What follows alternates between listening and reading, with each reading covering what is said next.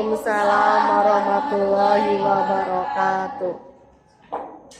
Kami dari kelompok 1 akan presentasikan materi mengenai sistem imunitas menggunakan sebuah lagu dari lagu Balenku.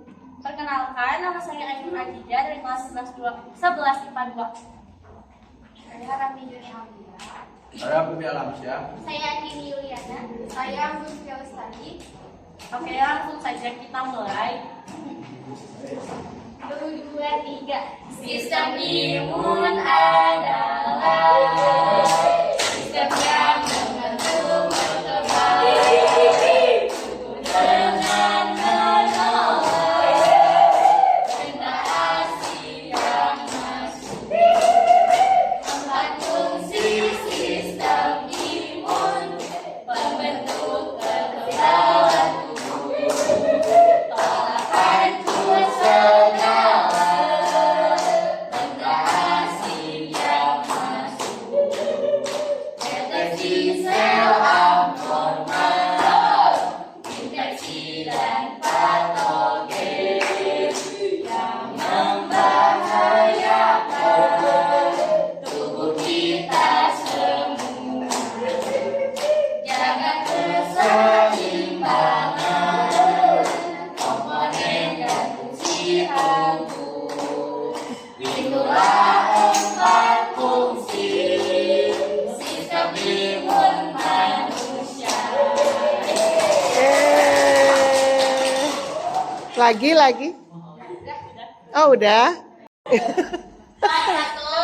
3. Sistem imun adalah sistem yang Nah, ini nih yang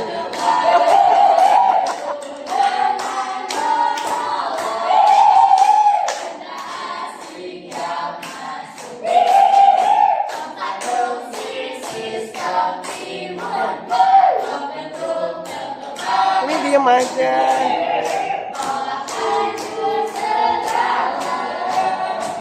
benda asing yang masuk, deteksi sel abnormal, infeksi dan patogen yang membahayakan tubuh kita semua.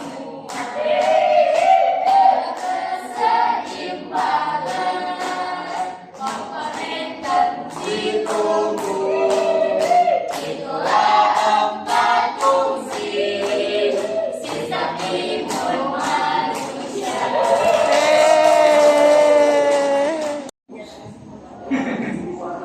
Assalamualaikum warahmatullahi wabarakatuh. Waalaikumsalam warahmatullahi wabarakatuh. Selamat menyaksikan sesi hari ini. Di sini saya Gani Kaulia dari Bina Biaya sebagai moderator, dan juga sudah ada 4 narasumber. Ada Jahda, Maisha, Sarah, dan Meli. Pada kesempatan kali ini saya akan berbicara tentang apa sih kekebalan yang diturunkan itu. Nah, yang saya tahu tentang kekebalan yang diturunkan itu adalah kekebalan yang sudah ada sejak lahir dan memiliki respon imun non spesifik dalam waktu yang cepat. Kalau nggak salah, kekebalan yang diturunkan itu ada beberapa komponen ya. Oke, kalau boleh tahu, ada berapa sih komponen kekebalan yang diturunkan itu? Adapun 8 komponen kekebalan tersebut: 1 kulit, 2 membran mukosa, 3 bakteri alami, 4 sel fagosit, 5 protein antimikroba, 6 interferon, 7 sel natural killer, 8 reseptor inflamasi. Boleh dijelaskan satu komponennya? Komponen yang pertama adalah kulit sebagai tersusun atas gelatin yang sulit ditembus antigen. Selain itu, terdapat rambut dan pada saluran pernapasan terdapat silia. Dua ada membran mukosa. Sebagai inti, membran mukosa menghasilkan enzim lisosim yang mengkatalisis penghancuran antigen yang masuk ke tubuh.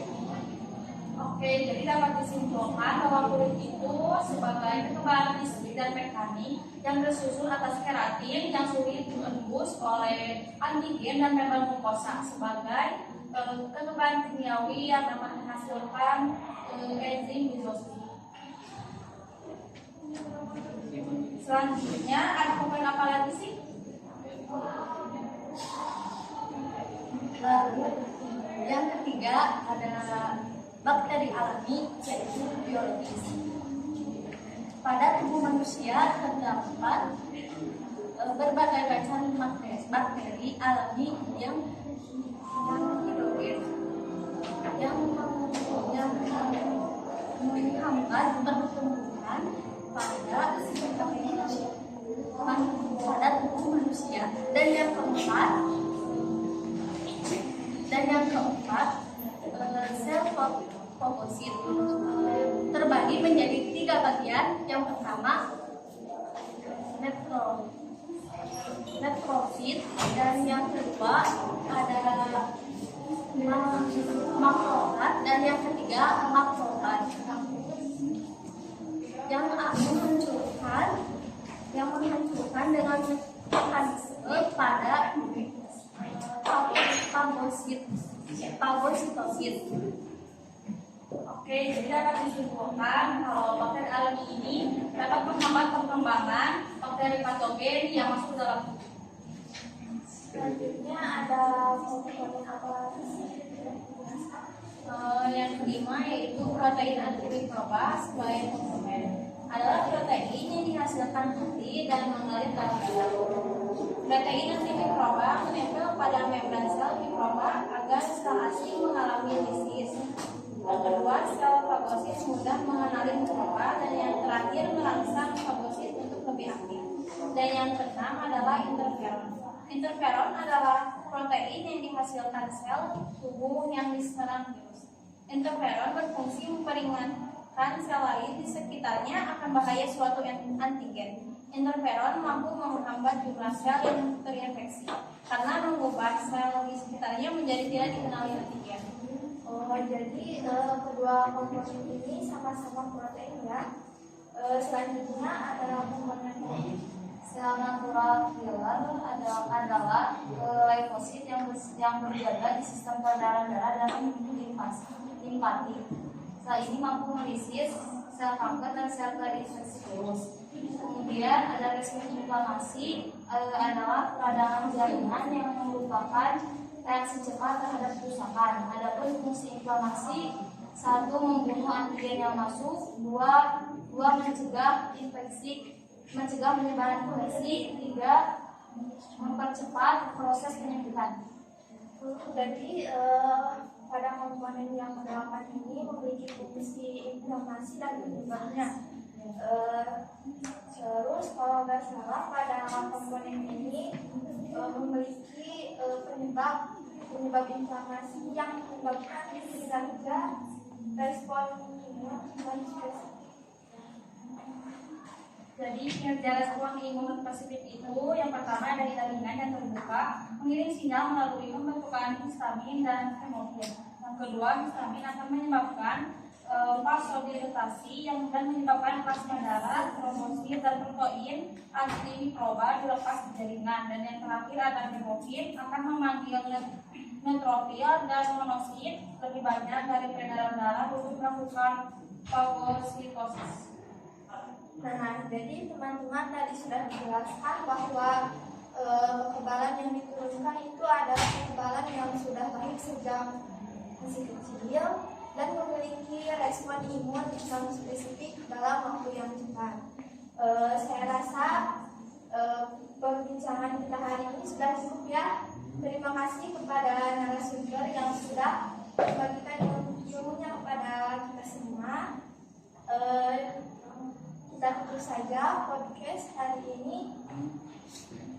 jangan lupa jaga kesehatan dan tetap semangat. Wassalamualaikum warahmatullahi wabarakatuh. Waalaikumsalam warahmatullahi wabarakatuh. Halo guys, bertemu lagi saya Peter Sempusi. Saya Clarissa di Cakap-Cakap Sehat. Kali ini kita kedatangan tamu yang sangat spesial. Beliau datang jauh-jauh dari Padang. Beliau adalah Bapak Andi Kotlana.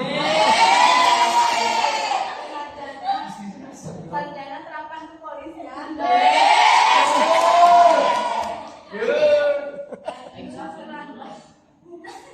Guilty Syarifah dan Meliana. Oke, gimana sih gimana kabar kalian dan apa sih kesibukan kalian sekarang dimulai dari Dr. Rendaudi Syarifah? Alhamdulillah saya sehat. Sekarang saya lebih sibuk mengajar di UI. Alhamdulillah saya juga sehat. Pokoknya sih saya lagi pergi meneliti ke kampus-kampus Indonesia. Untuk kabarnya sih, alhamdulillah ini aja biasanya. Sebenarnya kalau lagi banyak buku banyak penyakit supaya bisa jadi orang yang bermanfaat bagi orang lain. Oke, kali ini kita akan membahas COVID-19. Oke, jadi teman-teman sudah mengetahui kan bahwa saat ini kan udah ada vaksin ya, tapi masih banyak masyarakat yang meragukan vaksin itu berfungsi atau enggak sih? Bagaimana pendapat kalian? Jadi untuk rekan-rekan semua, tubuh manusia itu memiliki mekanisme pertahanan tubuhnya untuk melawan berbagai penyakit seperti bakteri, virus, dan kuman. Nah, untuk mekanisme pertahanan tubuh itu dapat dilakukan dengan cara tubuh kita membentuk kekebalan baik itu pasif maupun aktif. Oke, bisa dijelaskan apa sih kekebalan aktif atau pasif? Kekebalan aktif itu tubuh menghasilkan antibodi. Antibodi ini untuk melawan antigen. Kekebalan aktif ini dibagi menjadi dua, yaitu yang alami dan buatan. Contohnya kuman atau penyakit yang pernah masuk ke dalam tubuh itu akan menghasilkan antibodi untuk melawan penyakit. Kalau penyakit yang sama menyerang kembali, nanti tubuh akan lebih cepat melawannya. Nah, kalau kekebalan tidak aktif atau buatan itu contohnya seperti vaksinasi dan imunisasi. Oke, by the way, vaksin itu apa sih dok? Vaksin itu adalah antigen yang lemah atau dilemahkan dan dapat merangsang tingkatan imunologis dan antibodi secara alami. Kenapa sih kita tuh harus divaksin?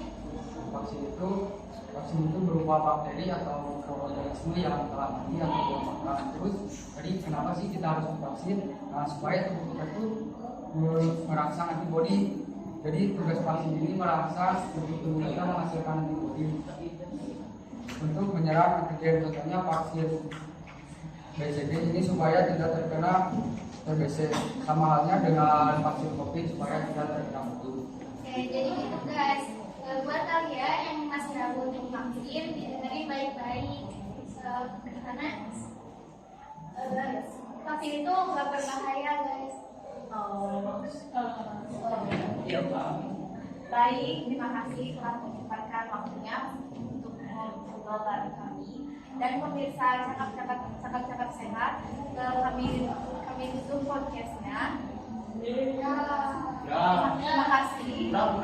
Terima kasih dan sampai jumpa di podcast